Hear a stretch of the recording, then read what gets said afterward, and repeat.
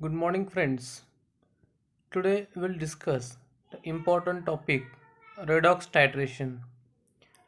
In this titration, the process in which the oxidation and reduction are known as redox titration. Okay, you know the important term in electrochemistry as well as in every chemistry. What is oxidation and what is reduction? Okay, two reactions are combined with each other to formation of redox titration.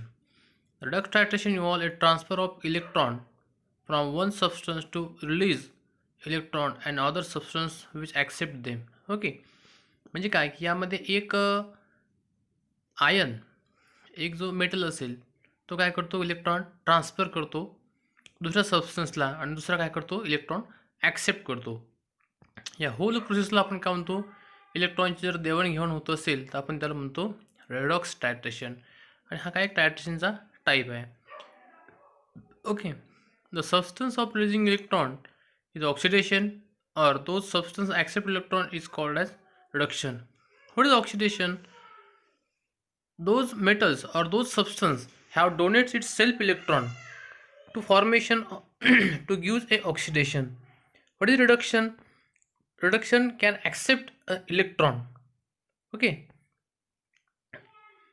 Firstly, after oxidation, positive charge increases on the central ion.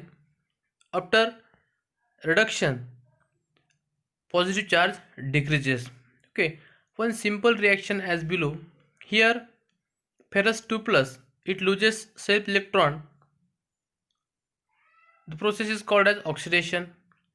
The cerium, it gain one electron to formation of cerium 3 plus. It gives a reduction gain of electron. बघा इथं ferrous plus 2 मध्ये त्यांना आपला एक electron lose केला, +3 झाला, एक electron lose केला म्हणजे ऑक्सिडेशन. त्याने काय केलं, एक इलेक्ट्रॉन आपला लूज केला म्हणजे इलेक्ट्रॉन रिलीज केला. सेरियमनं एक इलेक्ट्रॉन ॲक्सेप्ट केला आणि सेरियम +4चा +3 म्हणजे एक पॉझिटिव्ह चार्ज काय झाला, कमी झाला. याला म्हणायचं reduction, gain of electron. Okay, then next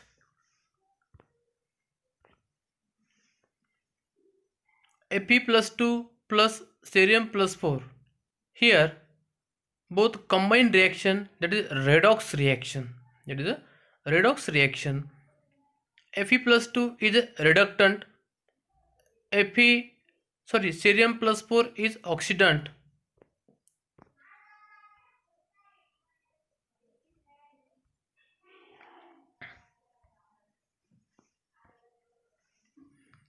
A substance that decrease in positive oxidation state or act as electron acceptor called as oxidizing agent.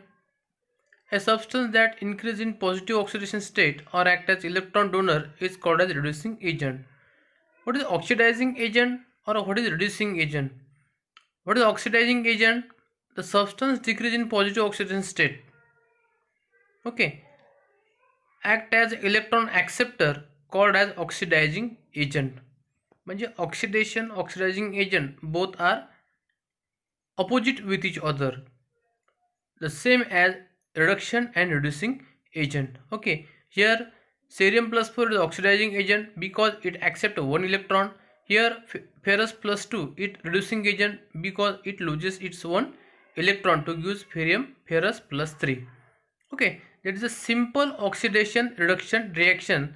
The combined reaction on self mixture or in one solution is called as a redox titration. Okay, the next important terms in redox titration.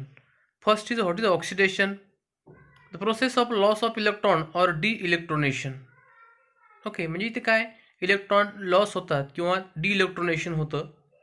Next reduction, the process of gain of electron called as reduction. इथे काय electron gain केले जातात, ज्याप्रमाणे सिरियमने एक electron घेतला त्याचं काय झालं, रिडक्शन झालं. Oxidation number, apparent charge on atom that process to be present when another atom are removed as ion. Okay, what is the oxidation number?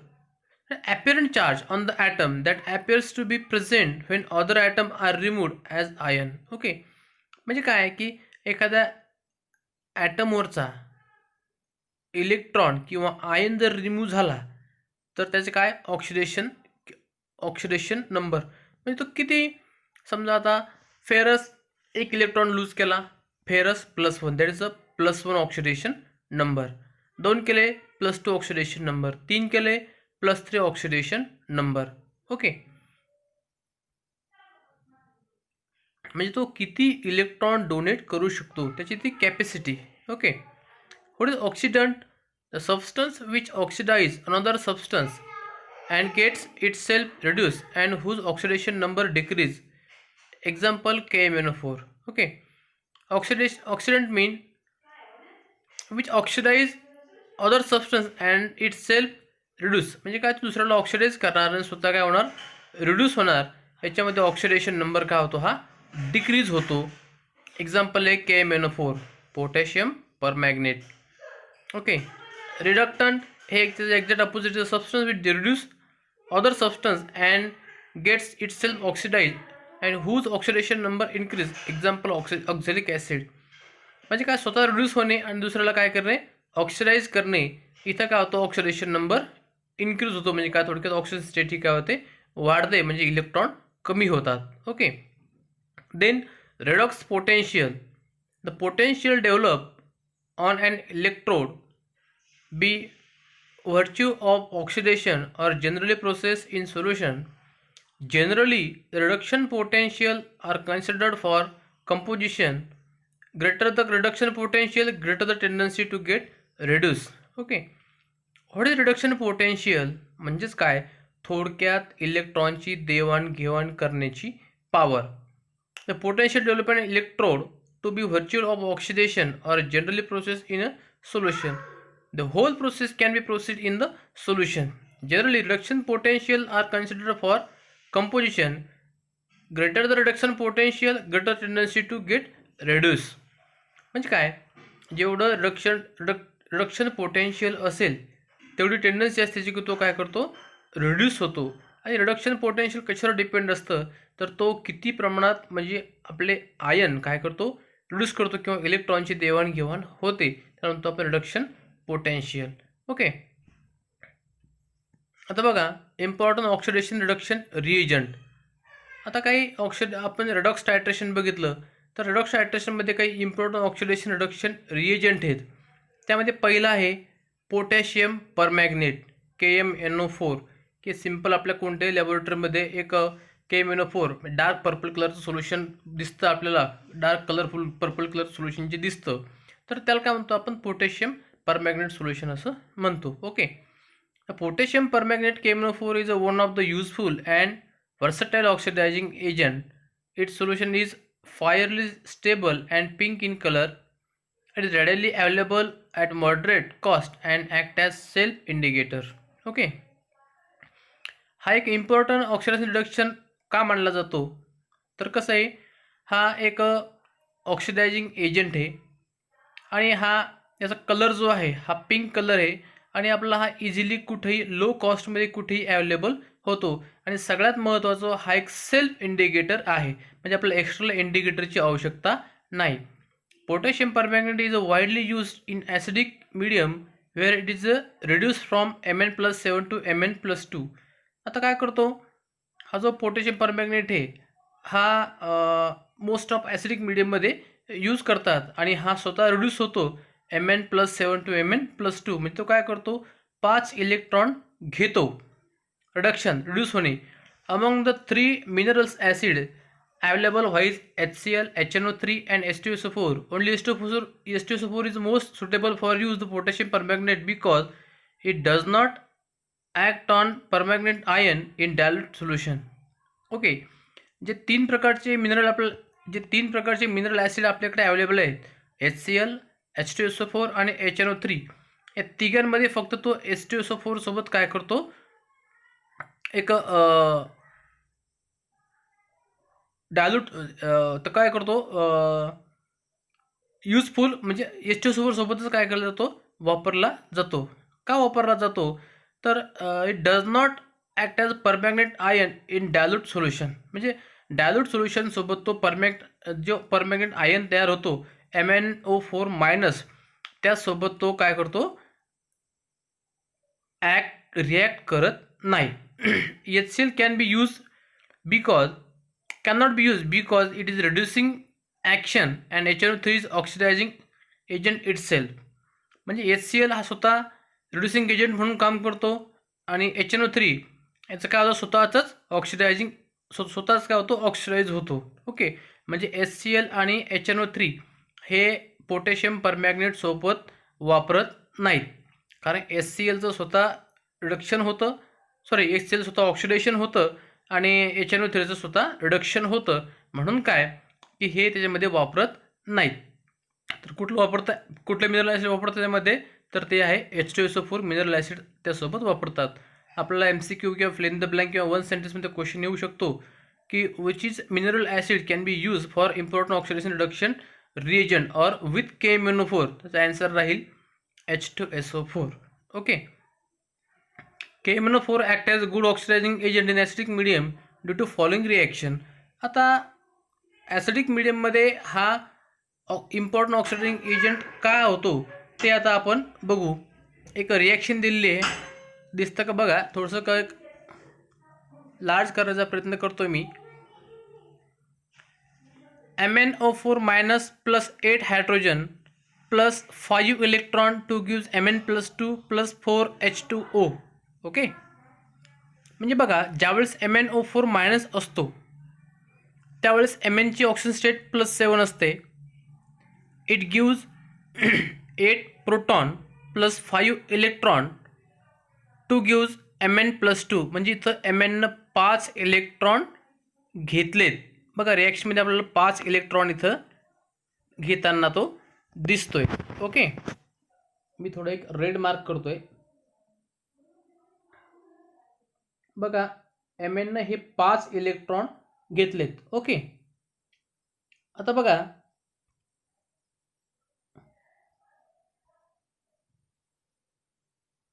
in ionic reaction manganese undergoes change in oxidation number from +7 to +5 +2.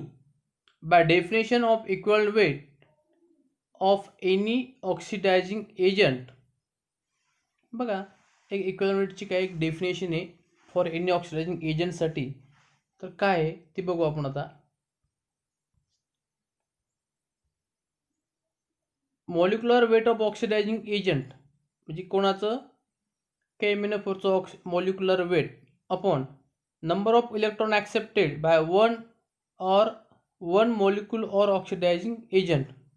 म्हणजे काय की ज्यावेळेस आपल्याला equivalent weight काढायचं असतं, बघा, 2 टाईपचे weight आहेत, एक मॉलिक्युलर वेट आणि एक इक्विव्हॅलेंट वेट. इक्विव्हॅलेंट वेट म्हणजे काय की molecular weight upon number of replaceable और नंबर ऑफ ॲक्सेप्टेड इलेक्ट्रॉन और number of removal of proton, याला म्हणतो आपण इक्विव्हॅलेंट वेट. ओके, तर बघा, इथं मॉलिक्युलर वेट ऑक्सिडायझिंग एजंट म्हणजे काय, आपला KMnO4 त्याचे 158 आणि त्याने किती प्रोटॉन ॲक्सेप्ट केले, तर त्यानं 5 प्रोटॉन ॲक्सेप्ट केले. इथं आपल्याला दिसते बघा, हिअर 5 प्रोटॉन ॲक्सेप्ट केले, तर जे टोटल येणारं आन्सर जे आहे इक्विव्हॅलेंट वेट किती आहे, तर ते 31.6. सरळ सरळ करायचं, 158/5 म्हणजे ते होईल तुमचं 31.6. Using KMnO4 we can perform the titration with reducing agent like FeSO4, oxalic acid, etc. They undergoes following reaction with KMnO4. आता आपण KMnO4, FeSO4 आणि H2SO4 यांची जर रिॲक्शन केली तर याच्यामध्ये काय होतं की KMnO4चं रिडक्शन म्हणजे काय आणि ऑक्सिडेशन म्हणजे काय ते आता आपण पाहिलं. रिडक्शन म्हणजे काय करतो, तो इलेक्ट्रॉन गेन करतो. बघा, KMnO4 हा जो आहे KMnO4 तर हा आहे +7 मध्ये. ओके, हा K2 हा जो MnSO4 तयार झाला तर हा आहे तो +2 ऑक्सिडेशन स्टेट. ओके, म्हणजेच काय, self oxidising reduction reaction. Okay, next दिलेलं आहे KMnO4 plus oxalic acid. Oxalic acid झालं ऑक्सिडेशन, KMnO4 झालं रिडक्शन. हे बघा इथं पोटात MnSO4 तयार झाला. इथं पुन्हा तेच +7 is converted to +2. Okay. It should be noted that generally use of ferrous ammonium sulfate FAS or more salt is done instead of ferrous sulfate such as because FAS is stable and does not undergoes aerial oxidation. Okay. इथं फक्त आपल्याला ते दिलेलं आहे की FAS aerial oxidation होत नाही, त्याच्यामुळे आपण इथं FAS इथं वापरू शकत नाही. इथं आपण काय करतो FeSO4 किंवा ऑक्झॅलिक ॲसिड KMnO4 सोबत इथं ट्रीट करू शकतो. Okay. As a titration proceed pink colour potassium permanganate react to gives a colourless K2SO4 and MnSO4. बघा, ज्यावेळेस ही रिॲक्शन आपण एखाद्या व्हॉल्युमेट्रिक फ्लास्कमध्ये किंवा टायट्रेशन करतो त्यावेळेस आपण ज्यावेळेस suppose you take KMnO4 in burette in conical flask FeSO4 plus H2SO4, त्यावेळेस काय ह्या दोघांची रिॲक्शन KMnO4 सोबत आपल्याला करायची असते. त्यावेळेस आपण KMnO4 घेतो ब्युरेटमध्ये आणि FeSO4 H2SO4 घेतो आपण कोनिकल फ्लास्कमध्ये. ज्यावेळेस रिॲक्शन कंप्लीट होते, ज्यावेळेस तुम्ही drop by drop KMnO4 add करता FeSO4 आणि H2SO4 मध्ये, त्यावेळेस कलर असतो पिंक. पण ज्यावेळेस आपली रिॲक्शन कंप्लीट होते त्यावेळेस त्याचा कलर होतो कलरलेस. म्हणजेच आपण सुरुवातीला बघितलं की KMnO4 is act as self internal indicator, त्याला एक्सटर्नल इंडिकेटरची आवश्यकता नाही. Okay. As soon as oxidation is complete and potassium permanganate is own indicator known as self indicator. हे बघायचे असते आपल्याला इथं self indicator. Okay. Thus in potassium permanganate titrate to use cannot be obtained in pure form. It can be solution acidic or alkaline medium are less stable. Its solution should be proceed from the light, protected from the light, and should be stored in dark and colored container. Dark and colored container. Potassium permanganate may be standardized by the arsenic oxide और sodium oxalate. Okay. त्याचे काही features सांगितले आपल्याला की KMnO4 जो आहे तर हा एक डार्क कलरचा असतो. याला आपण सनलाईटपासून थोडंसं अवॉइड करायचं, थोडंसं बाहेर ठेवायचं. आणि जे डार्क कलर स्टोर्ड असतात म्हणजे आपण त्याला काय म्हणतो stored in dark coloured container. जे डार्क कलर कंटेनर जे स्टोरेज असतात किंवा एक refrigerator type dark colour storage container असतात ती त्याला फक्त काय ठेवल्या गेलं पाहिजेत. कारण की लाईटमध्ये त्याचा इफेक्ट त्याचा काय होतो ऑक्सिडेशन होतो आणि त्याचा जो कलर असतो तो काय होतो फेंट कलर होतो. असं होऊ नये म्हणून ते आपण वापरायचं असतं. ओके. आणि याला स्टँडर्डाइज करण्यासाठी अर्सेनियस ऑक्साईड और सोडियम ऑक्झॅलेट यासाठी वापरतात. आपल्याला कधी कधी येऊ शकतं की स्टँडर्डाइज करण्यासाठी KMnO4 कुठले दोन केमिकल वापरतात किंवा कुठले दोन सबस्टन्स वापरतात. ते आहेत अर्सेनियस ऑक्साइड्स आणि सोडियम ऑक्झॅलेट.